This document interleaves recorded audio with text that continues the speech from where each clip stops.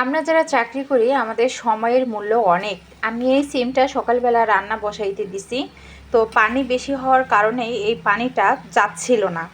সে কারণে আমি চুলাটাকে বন্ধ করে সোজা স্কুল চলে যাই। এখন 2টা বাজে, আমি স্কুল থেকে আসলাম, এসে আমি আবার দিছি। এই পানিটা এখন সম্পূর্ণ আমি শুকাই নেব।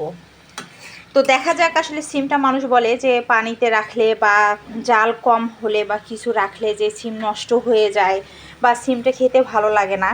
তো দেখা যাক, আজকে আমি এই সিমটা তো এভাবে রেখে চলে গেছি। এখন এসে আমি আবারও চুলা অন করে দিছি, এই তো হাই হিট একদম। দেখা যাক এই সিমটা রান্নাটা কীরকম হয় আর কি। আর এদিকে তো মুরগি এভাবে রেখে গেছি, দেশি মুরগি টমেটো আর আলু দিয়ে খাবে। তো আমি সময় একেবারেই কম, 2টা প্রায় পার হয়ে গেছে, খিদাও লাগছে, আমি প্রেসারে দিব। ওইদিকে সিম ভাজিটা হতে হতে আমি মুরগিটা ভালোভাবে কেটে নিব। মুরগির মধ্যে অনেক হারাম জিনিস থাকে, যেটা আমরা অনেকে জানি অনেকে জানে না। এই যে পিসটার মধ্যেও কিন্তু অনেক হারাম থাকে। এখানে 3টা রগ থাকে, এই রগ 3টা আসলে খাওয়া যায় না, এটা একেবারেই হারাম। এই রগ 3টা সুন্দরভাবে বের করে নিব। তারপর রানের যে অংশটা আছে, এই রানের অংশটা থেকে একটু কেটে নিব, যাতে রান্না হওয়ার পরে রানটা দেখতে ভালো লাগে। তো আমি মুরগিটা ভালোভাবে কেটে নিই, ততক্ষণে সিমটা হতে থাক।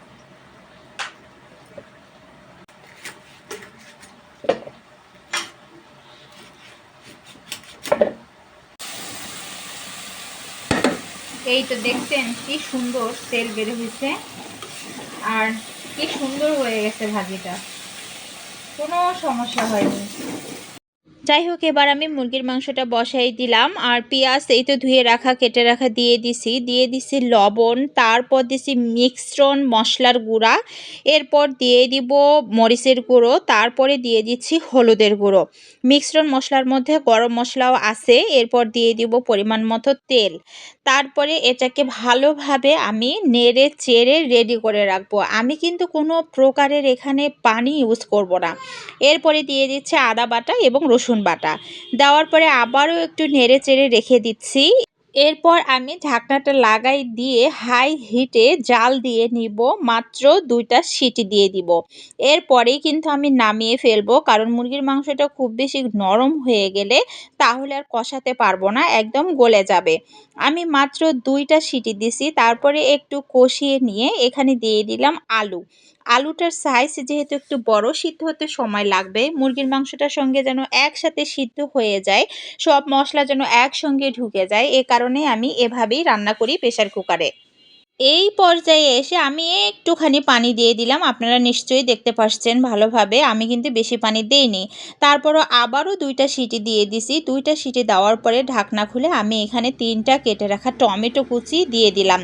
এরপর আমি কষিয়ে নিয়ে ভালোভাবে তারপরে এখানে আমি ঝোল রাখার জন্য পানি দিয়ে দিছি।